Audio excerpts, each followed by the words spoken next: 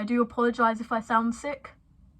I am sick. The Fairchild heirloom is a piece of jewellery that has been passed down Tricky's family for years, constantly being changed to fit the owner of it.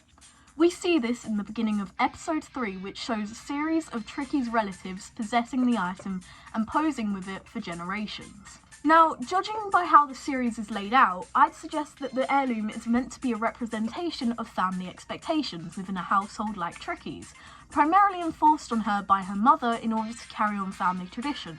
However, when she tries to do anything with those expectations, they essentially weigh her down.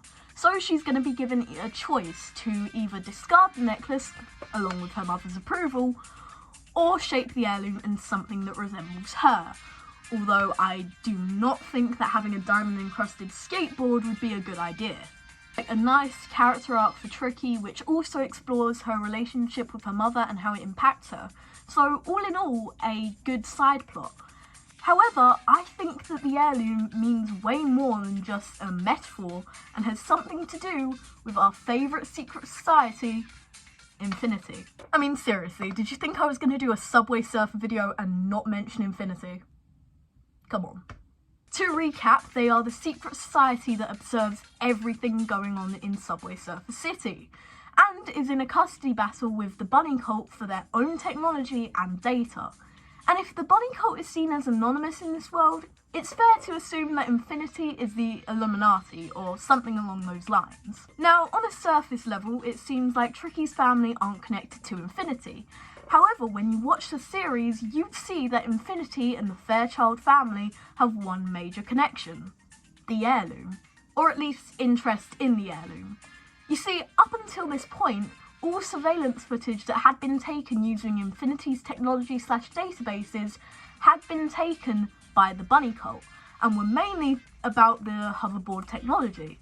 Yet this time, we see one of Infinity's agents disguise herself as a gardener in order to infiltrate the Fairchild family manor. This is strange, as we haven't seen people who are a part of Infinity in broad daylight up until this point. But why? At this point in the timeline, the kids had yet to discover what made them important to both parties, and I doubt that Tricky's family poses much of a threat unless they already had ties to Infinity. Now, this all links back to the heirloom, which explains why the agent disguised herself as a gardener was already looking into Tricky's family home before Tricky or the rest of the kids were seen as a threat. With this, we now know that the Bunny Cult is also interested in the heirloom. How do we know this? We see one of the Bunny Cult agents at the dance competition Tricky was in, which was also where the heirloom was at the time. Now, this got me thinking, is the heirloom just a pretty trinket? Or is it something else, like a key, a battery, something to do with the technology that controls Infinity? I do believe that it represents power within their community, and let's be honest, the Fairchild family are rich and have passed it on through generational wealth, but the origins of their wealth are unknown.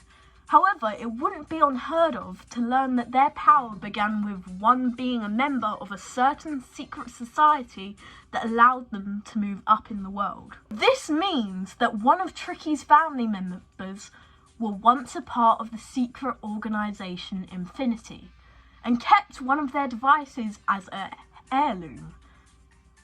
Question is now, what are the Bunny Cult or Infinity gonna do to get it back? Remember, these are my own theories and in no way held canon. Anyway, tell me you guys' thoughts on this. This video was requested by Toast Raccoon and was really fun to look into. If you guys have your own theories, please comment them and I'd love to check them out. And if you want to see more, please subscribe and turn on notifications. Alright, I'll see you guys in the next video, where hopefully I won't have this cold. I'll see you guys later. Bye!